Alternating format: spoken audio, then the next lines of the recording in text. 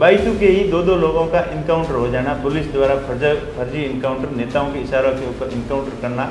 पहले तो अपराधियों को श्रेय देते हैं, ऊपर से डालते हैं कि हमारा आशीर्वाद आपके ऊपर, आप कुछ भी करो हम आपके साथ में, फिर बदनामी के डर से तब उनको मरवा देते। अगर डिलीवरी के लिए कोई इमरजेंसी में जाता है तो ज़्यादातर केस में डिलीवरी बीच रास्ते में ही हो जाती है। ऐसी सड़कों की हालत है यहाँ। आरएलपी से जो है भाजपा और कांग्रेस वाले कहते हैं कि खतरा है, तो कभी इस खतरे के कारण आपको या आपके कार्यकर्ताओं को धमकी वगैरह आती है? बिल्कुल आती है। कार्यकर्ताओं के साथ में कार्रवाइयाँ भी होती है, डिपार्टमेंट की तरफ से कार्रवाइयाँ होती है, धमकियाँ भी आती है। और कांग्रेस के नेताओं का इतना उनके ऊपर ये दबाव है कि उनके साथ में नहीं रहेंगे तो हमारे साथ कल क्या हो जाएगा क्या पता, इतना डर है। बालोतरा में लोगों की रोजगार को लेकर एक जो सबसे बड़ी आस है वो है रिफाइनरी। भाजपा वाले कहते हैं रिफाइनरी हम लगवा रहे हैं, कांग्रेस वाले कहते हैं रिफाइनरी हम करवा रहे हैं। बिल्कुल, तेल यहाँ का कंपनी यहाँ लग रही है और रोजगार बाहर वालों को दे रहे हैं। रोजगार देने के बजाय उल्टे अपराध बढ़े हैं, बाहर के लोग यहाँ आने की बदमाशियाँ भी बढ़ी हैं, चोरियाँ भी बढ़ी हैं और लोगों को कम रेट के ऊपर लगाते हैं। पर डीजल की चोरी करने के लिए उनको कंपनी वाले खुद मजबूर कर रहे हैं। बजरी माफिया को लेकर पुरजोर तरीके से आवाज़ उठाई जाती है, प्रदर्शन किए जाते हैं, अनशन पे भी नेता बैठते हैं। बायतू में बजरी माफिया किस तरह से अपने पैर पसार रहा है और आपने जो भी अनशन यहाँ पर या जो भी प्रदर्शन आपके द्वारा किया गया उसका कुछ फ़ायदा यहाँ पर जनता को मिला है? सुनने वाला इसलिए नहीं है क्योंकि नेता खुद इस बजरी ठेकेदार के साथ में मिला हुआ है। जब सरकार संकट में थी तो बजरी ठेकेदार ने अपने होटल के अंदर कई महीनों उनकी सेवा की और जब जब जरूरत पड़ती है, जब सेवा के लिए वो हमेशा आगे नेताओं की सेवा में तैयार रहते हैं। कि जिस आस और उम्मीद के साथ एमपी बना के कैलाश जी को दिल्ली भेजा था, उसमें आरएलपी का भी गठबंधन था। जिस आशा और उम्मीद के साथ भेजा उन्होंने भी कुछ नहीं किया, यहाँ घूमते रहे। 3-4 साल तो खाली भाषण ही दिए। हाथी के दांत दिखाने के लिए कुछ अलग होते हैं, खाने वाले अलग होते हैं, वही कहावत है। धरातल पे कुछ काम नहीं किया और सबसे फ्लॉप, सबसे कमज़ोर मंत्री साबित हुए हैं वो कैलाश चौधरी हुए हैं। हनुमान बेनीवाल लगातार कई भाषणों में कह चुके हैं कि वो चाहते हैं कि वीर तेजा जी का जो भक्त है वो मुख्यमंत्री बने, किसान नेता मुख्यमंत्री बने। लेकिन हनुमान जी का अभी कोई मूड नहीं है किसी के साथ गठबंधन करने का। अकेले चुनाव लड़ेंगे और छोटे दलों के साथ में मिलकर पूरी 200 की 200 सीटों के ऊपर मजबूती से चुनाव लड़ेंगे।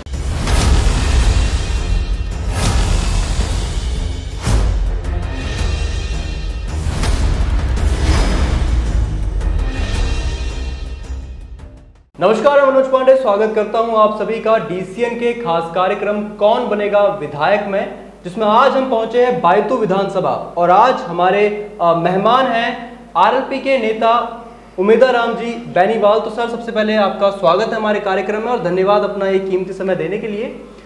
धन्यवाद पांडे जी, आपको भी बहुत बहुत धन्यवाद। धन्यवाद। किस तरीके से तैयारी चल रही है बायतू में? बिल्कुल पूरी फुल तैयारी चल रही है। जन जन तक, गांव गांव, ढाणी ढाणी तक आरएलपी की रीति नीति और विचारधारा आम लोगों तक पहुंचा रहे हैं। और जनता बीजेपी और कांग्रेस दोनों पार्टियों से ऊब चुकी है और इस बार पूरा मन बना लिया है कि व्यवस्था परिवर्तन की ओर। जनता बीजेपी और कांग्रेस से ऊब चुकी है आप कह रहे हैं, क्या कारण है, किन कारणों से आपको लगता है कि ऊब चुकी है? देखिए, जब चुनाव आते हैं तो चुनाव के समय झूठे वादे जो करके जाते हैं, तो उनमें से जितने वादे करके जाते हैं उनका 20% भी काम नहीं हो पाता। दोनों ही पार्टियां। अब देखिए, राजस्थान के अंदर बड़े बड़े होर्डिंग लग रहे हैं, महंगाई राहत कैंप। कहाँ महंगाई की राहत मिल रही है ये समझ में नहीं आ रहा लोगों को। अगर सरकार को असली में महंगाई के अंदर राहत देनी है तो पेट्रोल डीजल के दाम कम करें। अब गैस की टंकी के 500 रुपये कम करेंगे, हल्ला करते करते 6 महीने हो गए और आज भी बहुत कम लोगों के खाते में 500 रुपये गए होंगे। और उसके बाद में अब तो सिर्फ आटा लूण मिर्ची के ऊपर आ गई है। उनको 100 ग्राम 20 ग्राम नमक मिर्ची आटा दे के लोगों का बहका रही है। और उनका मकसद है कि उनका फोटो, मुख्यमंत्री का फोटो लगी हुई थैली हर चूल्हे तक पहुंच जाए। बाकी उनसे कोई मकसद नहीं है, कोई लेना देना नहीं है। सरकार तो कह रही है हमने सिलेंडर 500 का कर दिया और 200 यूनिट बिजली उपभोक्ताओं के लिए फ्री, 2000 यूनिट किसानों के लिए फ्री। अब बिजली की बात करो, बिजली में ऐसा है कि 6 महीने तक तो ये बिल नहीं भेजेंगे, 7वें महीने में बिल भेजेंगे, किसी के 5000 का, किसी के 8000 का।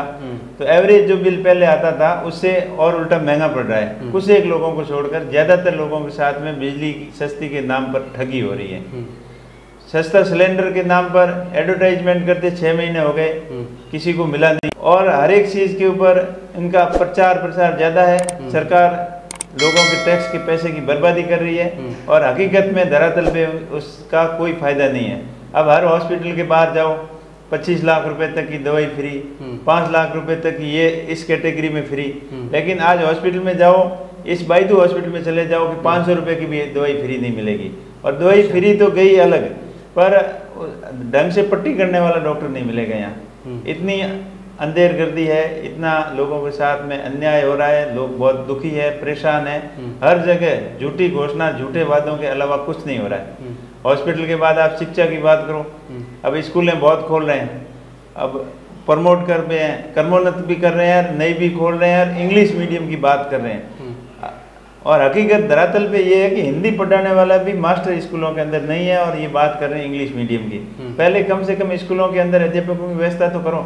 आपने साइंस फैकल्टी खोल दी और यहाँ बायतू के अंदर 20-25 स्कूलें ऐसी होगी साइंस का एक भी टीचर नहीं है, स्कूल खोल दिया आपने। और जैसे भूगोल सब्जेक्ट है, हिस्ट्री पॉलिटिकल सब्जेक्ट है, सब्जेक्ट टीचर लेक्चरर के पद 80 से 90% खाली है और फिर भी वाहवाही का ढोल पीटते जा रहे हैं, हमने ये कर दिया वो कर दिया।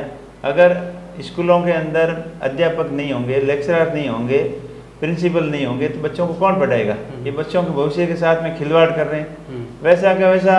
अब पानी की बात करें, JJM के अंदर कह रहे हैं हमने इतना कर दिया इतना कर दिया। जो पुरानी पानी की व्यवस्था थी उनके कनेक्शन भी नई लाइनों के चक्कर में कट गए हैं। लाइन बिछाए हुए 2.5 से 3 साल हो गए हैं और पानी का कोई अता पता नहीं है। पहले बायतू के अंदर पंचायत समिति की मीटिंग हुई थी तो यहाँ पानी की समस्या को लेकर कई लोगों ने क्वेश्चन अरेंज किए। तो विधायक साहब ने बोला, जब ये मंत्री भी थे, कि 4 महीने के अंदर पंप लग के ये बूस्टर लग के शुरू हो जाएगा। वो अभी 4.5 साल हो गए उनकी बात किए हुए, अभी तक वो अभी बूस्टर वगैरह कुछ लगे ही नहीं है। पानी बायतू के अंदर जो बाड़मेर स्कीम से जुड़ी हुई हौदियाँ हैं, वहाँ ज़्यादातर हौदियों के अंदर पानी पहुँचता ही नहीं है। नए पाइप तो जरूर बिछा दिए, लेकिन पानी की कैसे पहुंचेगा ये उनके अधिकारियों को भी पता नहीं है। और जो पूछते हैं तो हमारा मकसद है कि नल लगाना, जल कैसे आएगा ये न तो अधिकारियों को पता है, न नेताओं को पता है और न जनता की समझ में आ रहा है कि हम पानी आएगा कैसे। हमारे भाजपा का तो ये कहना है कि प्रधानमंत्री की स्कीम द्वारा, जल जीवन मिशन के द्वारा यहाँ पर जो है घर घर नल पहुँचाने का कार्य किया जा रहा है। कांग्रेस कहीं ना कहीं जो है ढिलाई कर रही है। देखिए, वाहवाही लेने के लिए कोई भी पीछे नहीं है। बीजेपी कह रही है कि हमारी स्कीम है, हमने पैसा दिया। स्टेट गवर्नमेंट कह रही है कि हमारा भी हिस्सा है, हमने पैसा दिया और हम करवा रहे हैं। लेकिन दोनों वाहवाही लेने के चक्कर में जनता का पैसा बर्बाद हो रहा है और पैसे का दुरुपयोग हो रहा है। मैं तो इस चीज़ का दुरुपयोग कहूँगा, क्योंकि जब आप स्कीम बनाई है और पानी आपके घर तक पहुँचेगा नहीं पीने के लिए, तो स्कीम किस काम की? और इस पानी के नाम पर वोट लेते लेते इनको 25 साल हो गए। अब 25 से भी ज़्यादा साल हो। ये 95-67 की स्कीम बनी थी, राजस्थान कैनाल नहर से बालोतरा दवा फलसूंड योजना, इधर बाड़मेर की लिफ्ट कैनाल योजना। ये योजना तो बहुत पहले बनी थी और जब कोई योजना बनती है तो उनका टारगेट लिया जाता है कि 3-4 साल इसको इम्प्लीमेंट में लगेंगे और आगे के 30 साल को स्कीम बनती है। लेकिन स्कीम पूरी नहीं हुई और 30 साल पूरे हो गए। अब मान लो अगर ये कर भी देंगे तो पानी की डिमांड इतनी बढ़ गई है कि इनकी पूर्ति नहीं होगी। और पहली बात तो पानी अभी आने का कोई चांसेस नहीं दिख रहा है, क्योंकि बीच में रिफाइनरी आई, रिफाइनरी को पानी दे दिया इन्होंने। जो जनता के पीने का पानी था उसी पानी के अंदर से रिफाइनरी को दे दिया। अब आज की हालत ऐसी है कि पानी टैंकर भर रहे हैं, उनके ऊपर मुकदमे हो रहे हैं। आज ही मेरे पास सिणीधरी से फोन आया, वहाँ टैंकर भरने के ऊपर मुकदमा हो गया। देखिए, आज़ादी के 75 साल के बाद में पानी के लिए लोगों को जंग लड़नी पड़नी है, मुकदमे लड़ने पड़ रहे हैं। तो क्या व्यवस्था है? इनके सारे थोते घोषणा पत्र हैं, थोते वादे हैं और धरातल पे हकीकत बिल्कुल इनके विपरीत है। आपने कहा कि यहाँ पर पानी को लेकर डिमांड इतनी ज़्यादा है कि पूर्ति नहीं होगी, तो यदि आपको जनता समर्थन देती है, आप विधायक बनते हैं, तो फिर आप कैसे पूर्ति करेंगे? देखिए, पानी की पूर्ति जो इन्होंने नल बिछाए हैं ना, उनके लिए एक्स्ट्रा पाइपलाइन लाना पड़ेगा।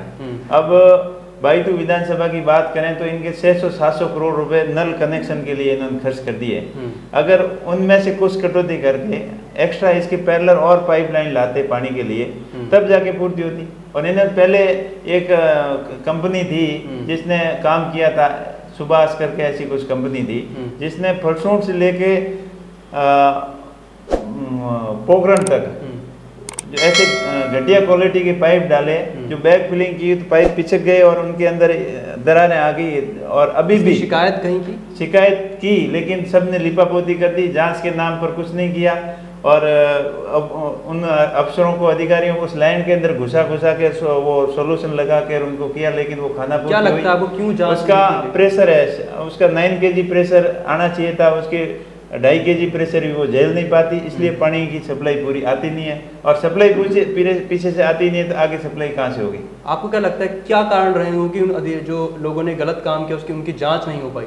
जांच मिलीभगती, किस नेताओं की, अधिकारियों की, सब भ्रष्टाचार इतना हो गया कि राजस्थान के अंदर राजस्थान भ्रष्टाचार की ग्रत में डूब चुका है। बीजेपी और कांग्रेस इसमें दोनों मिली हुई है और इनकी दोनों की बारी बंधी हुई है, एक बार ये और एक बार ये।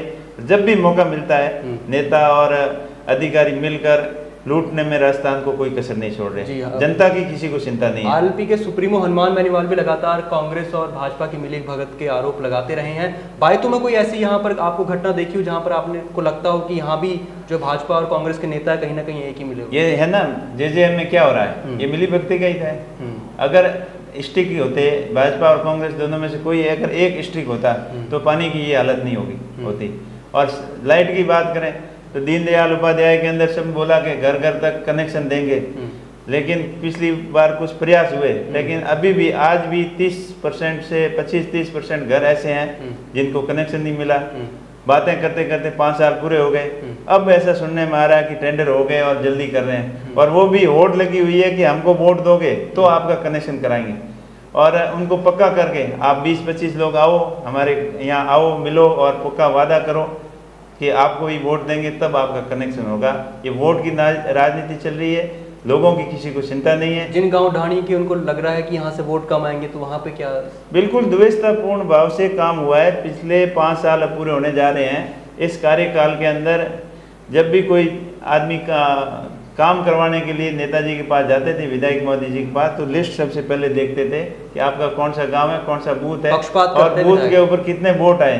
और वो पक्ष का क्या खुला कहते थे, आपने वोट ही नहीं दिए तो अब काम किस मुंह से मांगने के लिए आए वो? अच्छा, बिल्कुल इस तरीके की घटिया राजनीति की शिकार हो चुकी है बाड़मेर में। बायतू में सबसे ज्यादा द्वेषतापूर्ण और ईर्ष्या के भाव के साथ में जनता के साथ भेदभावपूर्ण काम किया जा रहा है। आपने कहा कांग्रेस पार्टी जो है यहाँ पर वादे पूरे नहीं करती है। पिछले 40 सालों से बालोतरा को एक जिला बनाने की मांग चल रही थी। इस चुनावी साल में बालोतरा जिला भी बन गया, बायतू भी उसका एक हिस्सा है। देखिए, बालोतरा जिला आज से 40-50 साल पहले बनना था और डिमांड चल रही थी, बना नहीं। तो इस बार तो जिलों की लॉटरी निकल गई। कोई एक दो जिले बनते तो बालोतरा की भाई मानते भी बालोतरा आपने किया है। ये तो एक लॉटरी से निकल 20 जिले बनाए, तो कौन किसकी इसकी वही वाहवाही लेगा कि हमने किया वो किया? पता पूरे राजस्थान में बने हैं ना जिले।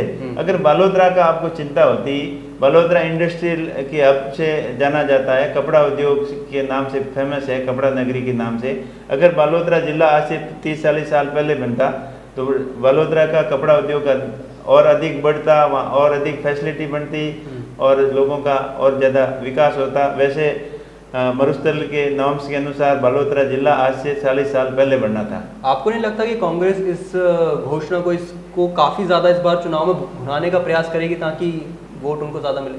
देखिए, कांग्रेस का तो यही प्रयास है कि किस तरीके से लोगों को भ्रमित किया जाए।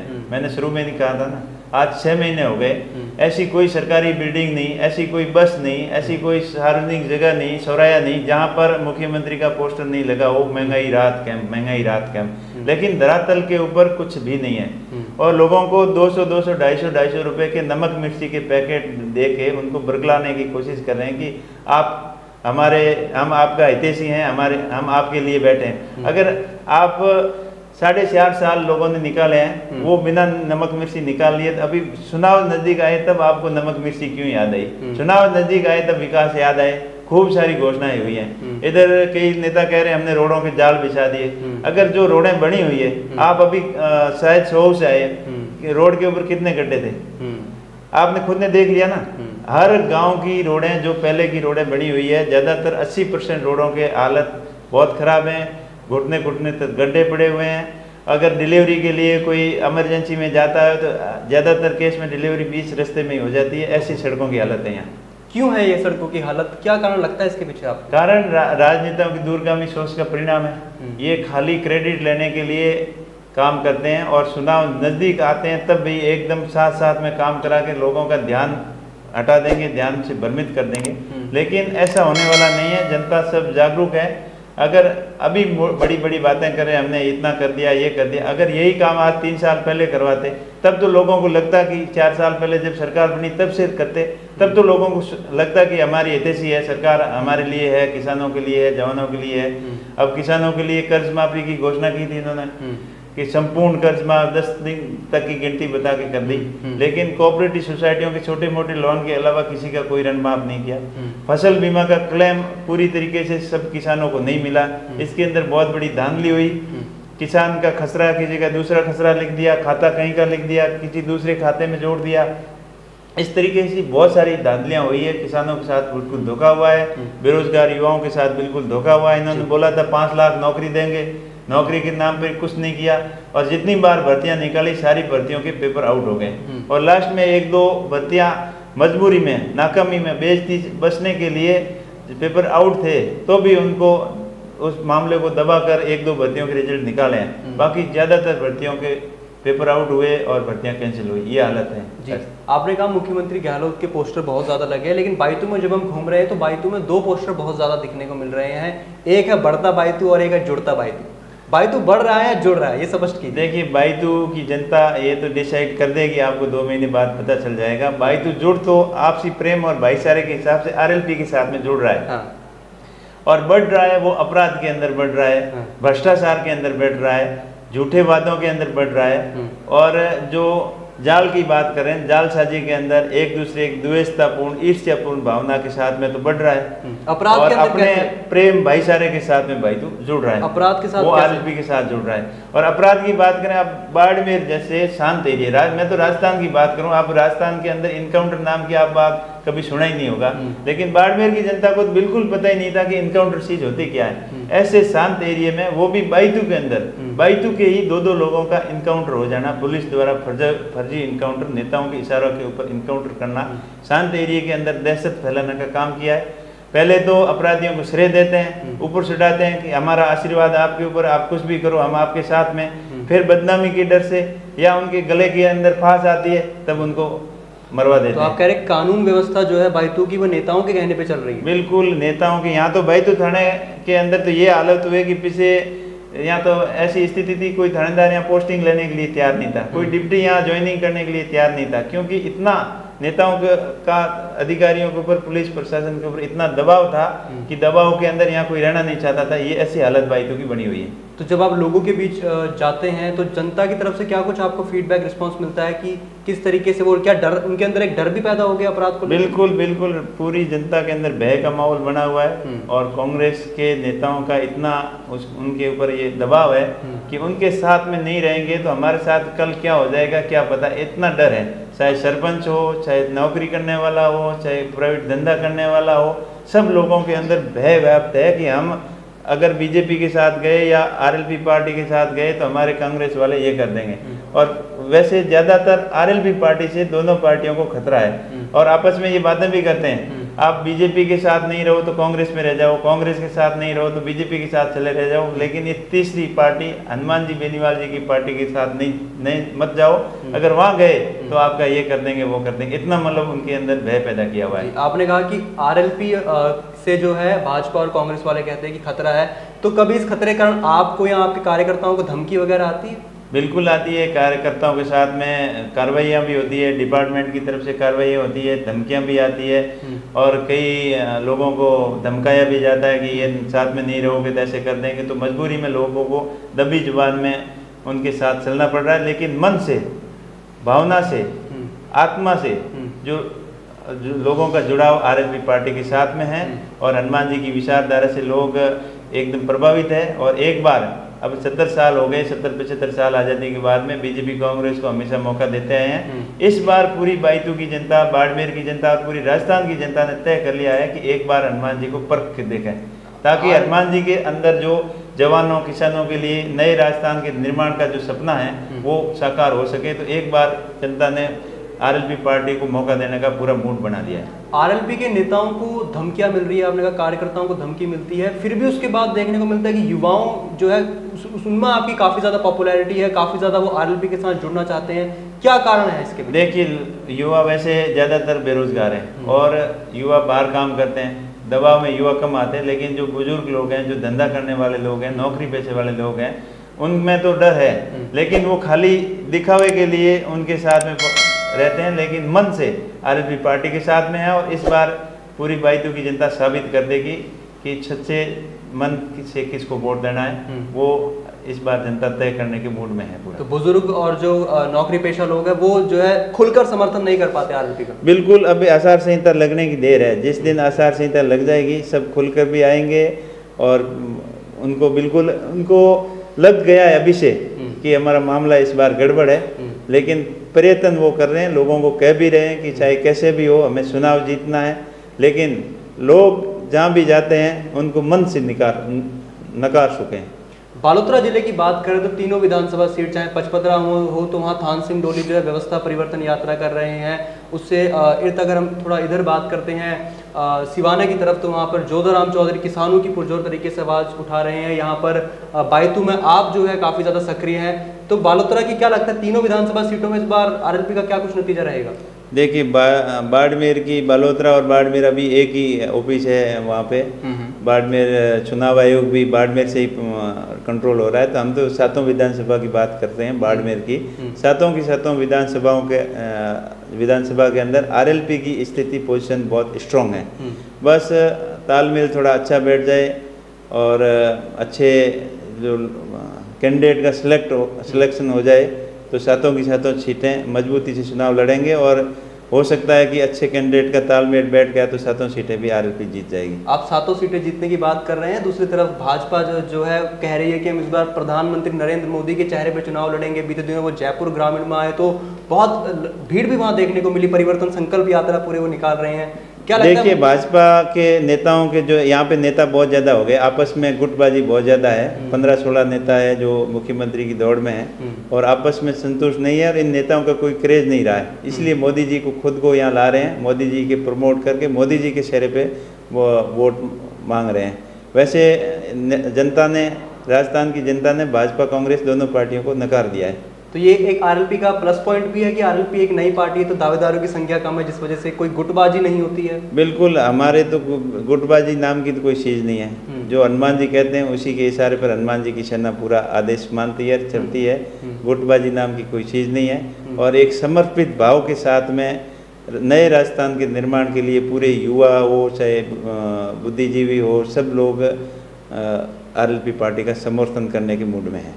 आप आरएलपी जो है किसानों को लेकर भी काफ़ी जो है आवाज़ अपनी उठाती रही है और पश्चिमी राजस्थान में किसानों की इन दिनों जो सबसे बड़ी समस्या सामने आ रही है कि जो फसल है उसकी गिरदावरी को लेकर की बहुत फसल जो है खराब हो गई बीते दिनों बारिश। बिल्कुल, बेमौसमी बारिश की वजह से फसलों में बड़ा नुकसान हुआ है और वैसे भी अकालदार टाइम से बरसात नहीं होने की वजह से गिरदावरी भी अभी टाइम से नहीं हुई। जब गिरदावरी के लिए पटवारियों को वहाँ खेतों के अंदर होना चाहिए था, उस समय ये हड़ताल पे बैठे थे और अभी भी शायद हड़ताल पे ही है और कुछ समझाइश करके थोड़ा बहुत फॉर्मेलिटी टाइप हो रही है। और हमेशा किसानों के दिखावे के लिए तो बहुत सारे भाषणबाजी और ये योजनाएं बहुत होता है, लेकिन धरातल पे किसानों की कोई सुनने वाला नहीं है।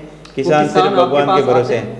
हम किसानों के लिए हमेशा जब भी जरूरत पड़ती है फसल बीमा क्लेम के लिए हो चाहे गिरदावरी के लिए हो, हमेशा धरना प्रदर्शन की जरूरत पड़ती है, वहाँ जाते हैं। चाहे बिजली की समस्या हो, अभी बिजली का संकट बहुत ज़्यादा बायतू क्षेत्र में चल रहा है, जहाँ किसानों के ट्यूबवेल कनेक्शन है वहाँ बिजली पूरी नहीं मिलती है और ये 7 घंटे बिजली देने का वादा कर रहे थे, वहाँ 3 घंटे भी बिजली नहीं मिल रही है। और वो भी ऐसी कटौती की एक बारी के अंदर 5 बार बिजली कटती है और मोटरें बहुत ज़्यादा जल जाती है, तो किसान बहुत परेशान है।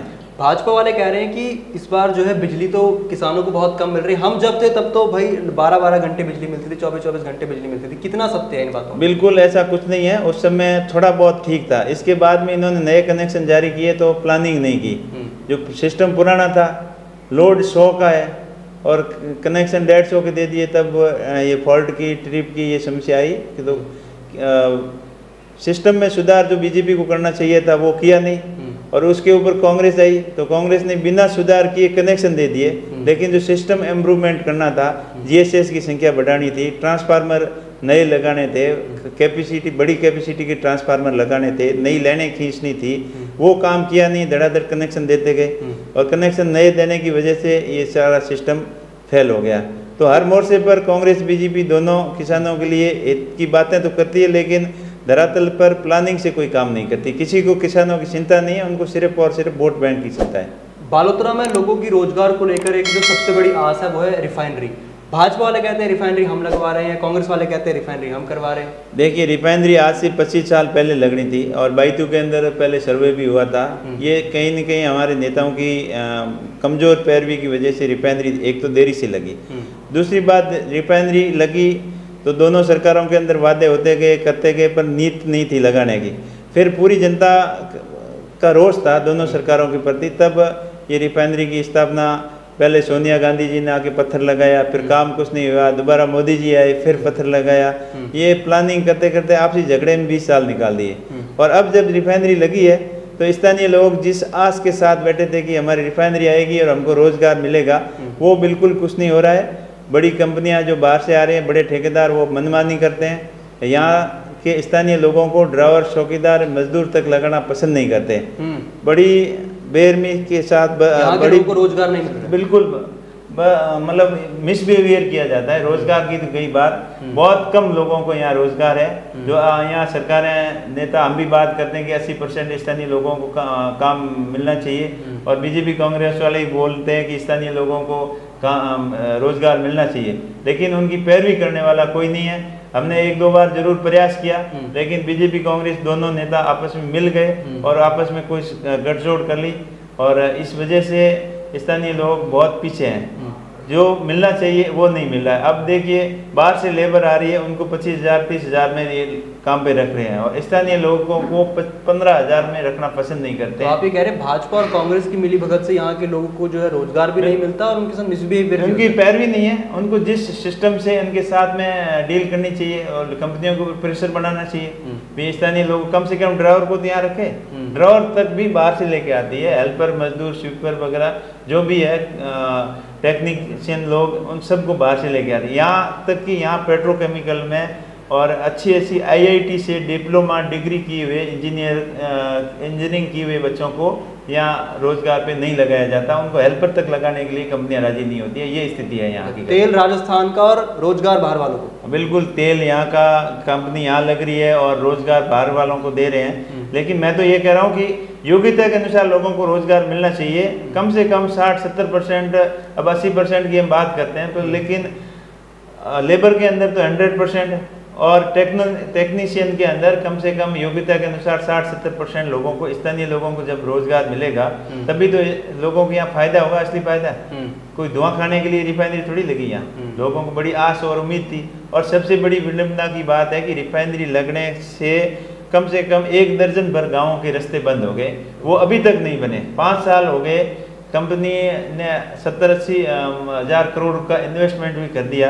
उसका CSR फंड की गणना करें तो भी करोड़ों अरबों रुपए होते हैं, लेकिन अभी तक अपनी टाउनशिप कॉलोनी तक जाने के लिए तो उन्होंने जरूर रोड बना दी, जिससे एक सामरा गांव मुख्यालय को फायदा मिल गया। बाकी आसपास के जो गांव थे, इधर से वेदरलाई है, संपाबेरी है, रिछोड़ी है, खारीनाडी है, साजियाली कंटवाड़ा है, इस सहित दर्जन भर गाँव के रास्ते कट गए। अभी भी उनको कम से कम 15-20 किलोमीटर घूम के पचपदरा आना पड़ता है, घूम के रिफाइनरी के अंदर आना पड़ता है। लोग बहुत परेशान हैं। विकास के नाम पे विनाश हो रहा है, आप कह रहे हैं। बिल्कुल। अब अगर प्रॉपर शामरा, साजियाली, रिफाइनरी के आसपास की गाँव की बात करें तो उनके गांव का रास्ता तक बना नहीं पाए तो विकास की क्या आस लगाएं। रास्ता बनना चाहिए था, पानी की फैसिलिटी CSR फंड से होनी थी, आसपास की स्कूलों की अंदर अच्छी फैसिलिटी डेवलपमेंट करते। CSR फंड से स्मार्ट क्लासरूम है, स्कूल का इंफ्रास्ट्रक्चर बिल्डिंग है, उसके अंदर अगर लोगों की मदद करते तब तो लोगों को भी विश्वास होता कि रिफाइनरी हमारे साथ आई है और हम लोगों को अपना समझकर यहाँ लोगों को रोजगार लगा रही है। लेकिन रोजगार देने के बजाय उल्टे अपराध बढ़े हैं, बाहर के लोग यहाँ आने की बदमाशियाँ भी बढ़ी हैं, चोरियाँ भी बढ़ी हैं और लोगों को कम रेट के ऊपर लगाते हैं। अगर गाड़ी का 25-30 हज़ार रुपये में गाड़ी किराए पे लगाते हैं तो डीजल की चोरी करने के लिए उनको कंपनी वाले खुद मजबूर कर रहे हैं और उल्टा आरोप लगाते हैं कि स्थानीय लोग सही ढंग से काम नहीं करते। अगर स्थानीय लोगों के साथ आप सही ट्रीट नहीं करोगे तो सही काम कैसे करेंगे? आपके जो आरएलपी है उसके द्वारा बजरी माफिया को लेकर पुरजोर तरीके से आवाज़ उठाई जाती है, प्रदर्शन किए जाते हैं, अनशन पे भी नेता बैठते हैं। बायतू में बजरी माफिया किस तरह से अपने पैर पसार रहा है और आपने जो भी अनशन यहाँ पर या जो भी प्रदर्शन आपके द्वारा किया गया उसका कुछ फायदा यहाँ पर जनता को मिला है? देखिए, आरएलपी पार्टी जब भी किसानों की मामला हो, चाहे फसल बीमा का हो, चाहे रोजगार का मामला हो, चाहे सेना भर्ती का मामला हो, चाहे बजरी का मामला हो, जब भी किसान जवान संकट में आया तब आरएलपी ने पुरजोर पैरवी की, मजबूती से उनकी आवाज़ रखी। और इस तहत बजरी के अंदर भी जब बजरी ठेकेदार को ने रेटें एकदम से बढ़ा दी तो लोगों के अंदर बड़ा रोष था। जो बजरी का ट्रक 7-8 हज़ार रुपये में आ रहा था वो एकदम से 25-30 हज़ार रुपये का हो गया। तब एकदम से लोगों को ये लगा कि बजरी इतनी महंगी हो गई। इधर से गवर्नमेंट बात कर रही है 500 रुपये टंकी देने की, लेकिन बजरी 25 से 30 हज़ार रुपये का ट्रक आ रहा है। और जो पीएम आवास है, नरेगा के काम है, सारे बाधित हो रहे हैं और सरकारी काम सब लोग, सरपंच से लेकर आम घर बनाने वाले लोग सभी दुखी हैं। लेकिन सरकार में उनकी सुनने वाला नहीं है। सुनने वाला इसलिए नहीं है क्योंकि नेता खुद इस बजरी ठेकेदार के साथ में मिला हुआ है। जब सरकार संकट में थी तो बजरी ठेकेदार ने अपने होटल के अंदर कई महीनों उनकी सेवा की और जब जरूरत पड़ती है, जब सेवा के लिए वो हमेशा आगे नेताओं की सेवा में तैयार रहते हैं और अधिकारियों के साथ में मिली भगत करके अवैध रूप से खनन भी करते हैं और एक तरफ जनता को लूट ही रहे हैं। जनता की बजरी और सरकार की बजरी, नदी की बजरी यहाँ, और लूटने वाले और अवैध वसूली वाले और ठेकेदार और सरकार के लोग मिल के जनता को लूट रहे हैं। इनकी सुनवाई करने वाला नहीं है। इसलिए आरएलपी पार्टी ने मजबूती से आवाज़ रखी और प्रयास भी किया। उस प्रयास के तहत नाम मात्र का उन्होंने सस्ती भी की। जो यहाँ 100 रुपये की बजरी मिल रही थी, 50 से लेकर 100 रुपये प्रति टन वैल्यू में वहाँ भराई जा रही थी, वो एकदम से इन्होंने 600 रुपये की कर दी। फिर आरएलपी के प्रदर्शन से 150-200 रुपये कम करके 400 रुपये भी की। उसका श्रेय लेने के लिए बीजेपी और कांग्रेस दोनों पार्टियों ने मिलकर एक संयुक्त रूप से प्रदर्शन किया कि आरएलपी के प्रदर्शन को खत्म करें, उनको विफल करें, ताकि बजरी का ठेकेदार है जो कांग्रेस और बीजेपी दोनों से मिला हुआ। जब बीजेपी की सरकार थी तब मुख्यमंत्री अशोक गहलोत खुद विधानसभा के अंदर वक्तव्य दिया कि ये 5 करोड़ रुपए की मंथली हर महीने सरकार को पहुंचाता है। उसी ठेकेदार को इस बार ठेका दे दिया कांग्रेस सरकार ने। तो हो सकता है 5 वहां देता था, यहाँ 20-25 देता होगा, इसीलिए तो यहाँ सुनाई नहीं हो रही लोगों की। लोगों को उस ठेकेदार के लिए लूटने के लिए मजबूर कर दिया और ठेकेदार ने पूरी लूट मचा रखी बाड़मेर बजरी की। जी, इस प्रयास के अंदर दबाव में आई। पिछले बजट के अंदर गवर्नमेंट ने घोषणा भी की कि बजरी सस्ती करने का हम प्रयास कर रहे हैं और किसानों को और छोटी लीज के खनन के पट्टे जारी करेंगे ताकि आपस में कंपटीशन और सस्ती हो। लेकिन ठेकेदार उनका भी ऊपर हावी निकला, वो कार्रवाई कुछ होने नहीं दी, ना तो किसी को लीज अलॉटमेंट की और ना उस संबंध में कोई आगे कार्रवाई हुई। हम प्रयत्न लगातार कर रहे हैं और जब भी मौका मिलेगा तो सबसे पहले बजरी को सस्ता किया जाएगा, पानी की व्यवस्था अच्छी की जाएगी, शिक्षा की व्यवस्था, चिकित्सा की व्यवस्था, जो आधारभूत सुविधाएं हैं उनको एकदम मजबूत किया जाएगा। इसके साथ साथ रोजगार के नए अवसर पैदा कैसे हो उसके लिए पूरा प्रयत्न किया जाएगा। बाड़मेर के अंदर बालोतरा जो इंडस्ट्रीज हब है, जो कपड़ा उद्योग के नाम से जाना जाता है, इसके अंदर सबसे बड़ी समस्या पोल्यूशन की है, वाटर ट्रीटमेंट की। अगर गवर्नमेंट चाहती तो 4-5 हज़ार करोड़ रुपए खर्च करके बढ़िया अच्छा development treatment sewerage treatment plant लगा देती तो बालोतरा का उद्योग डेवलप होता।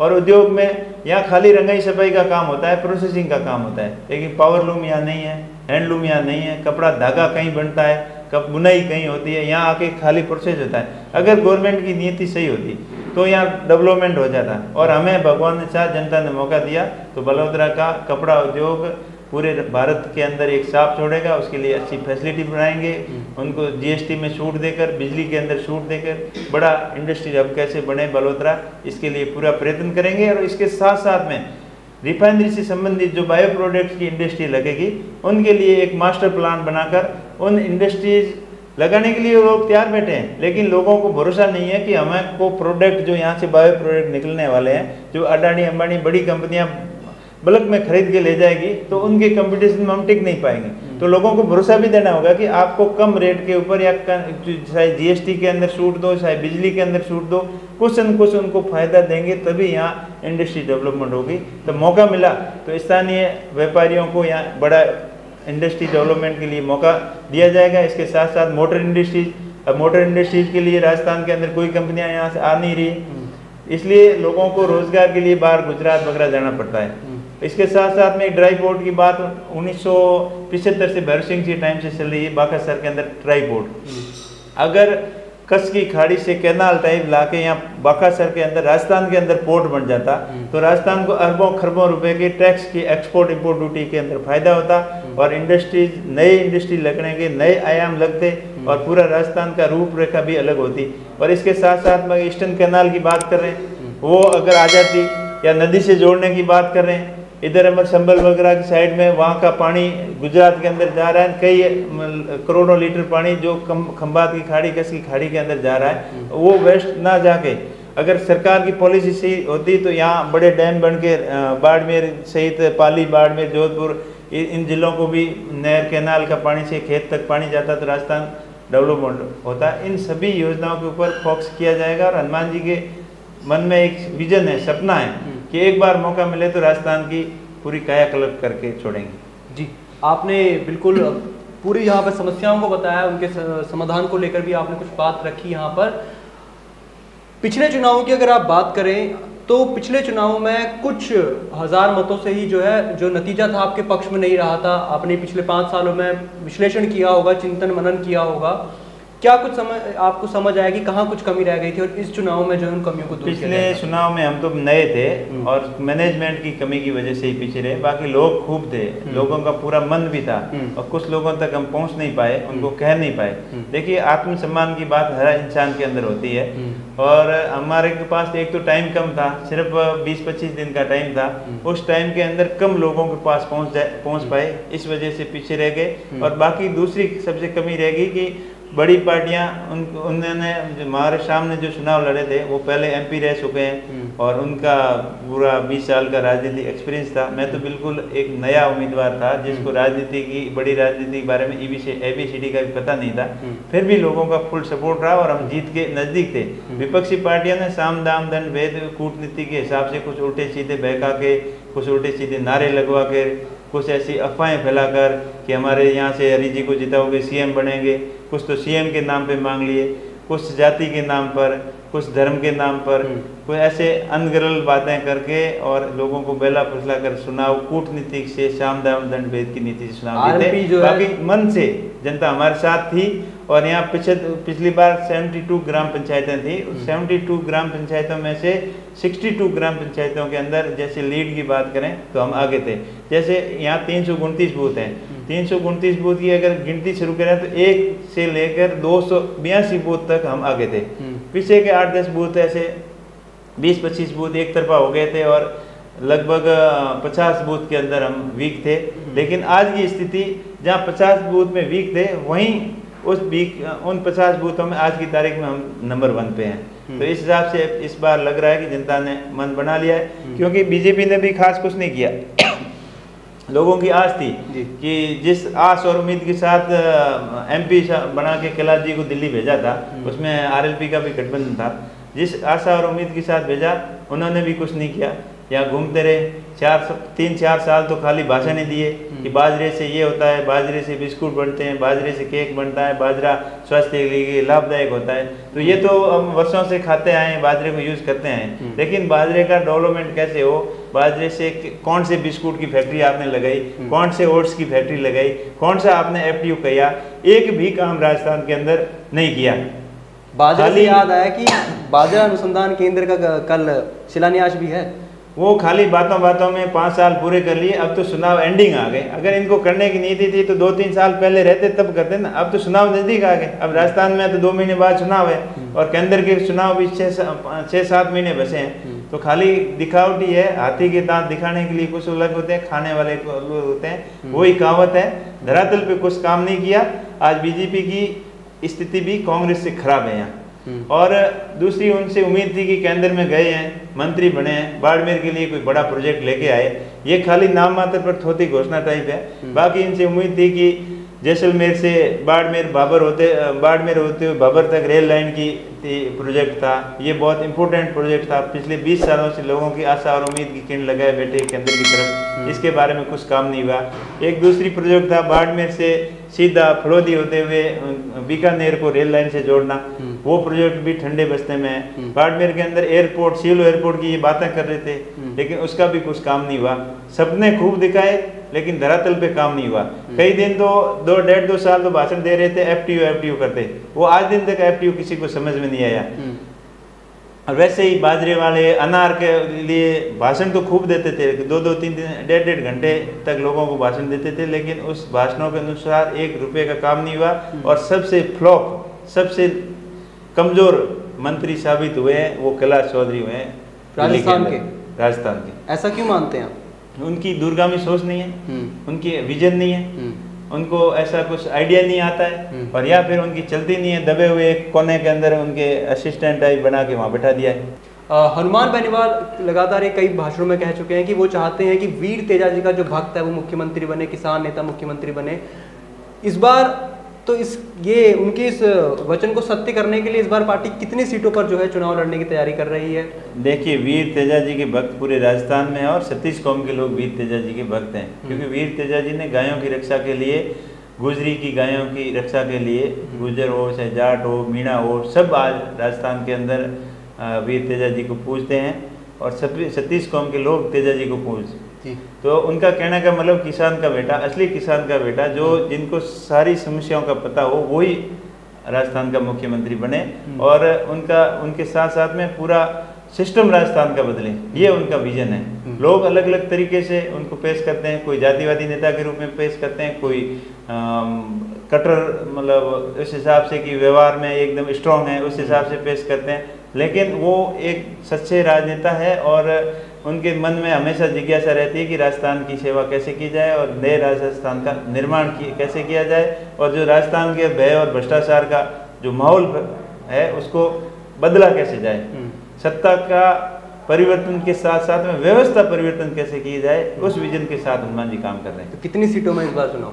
देखिए, अब कांग्रेस बीजेपी के अलावा जो छोटे दल हैं उनसे गठबंधन की भी बात चल रही है, और हो सकता है बड़े दल भी कुछ प्रयास करें, लेकिन हनुमान जी का अभी कोई मूड नहीं है किसी के साथ गठबंधन करने का। अकेले चुनाव लड़ेंगे और छोटे दलों के साथ में मिलकर पूरी 200 की 200 सीटों के ऊपर मजबूती से चुनाव लड़ेंगे। जी, तो ये थे उमेदराम जी बेनीवाल, जो बायतू से आरएलपी की जीत का झंडा यहाँ पर लहराने का प्रयास कर रहे हैं, और उन्होंने स्पष्ट किया है कि हनुमान बेनीवाल किसी गठबंधन, किसी बड़ी पार्टी से गठबंधन की यहाँ पर जो है कोशिश नहीं कर रहे हैं। उनका यही प्रयास रहेगा कि सभी छोटे दलों को साथ लेकर 200 विधानसभा सीटों पर चुनाव लड़कर आरएलपी को विजय बनाया जाए। साथ ही इन्होंने इस पूरे इंटरव्यू में किन कुछ मुद्दों पर यहाँ पर ये बायतू में चुनाव लड़ेंगे और समस्याओं को भी बताया, कैसे आरएलपी उनका समाधान करेगी, इस पर भी इन्होंने चर्चा की। अब आपने उमेदराम जी की पूरी वार्ता को सुना, तो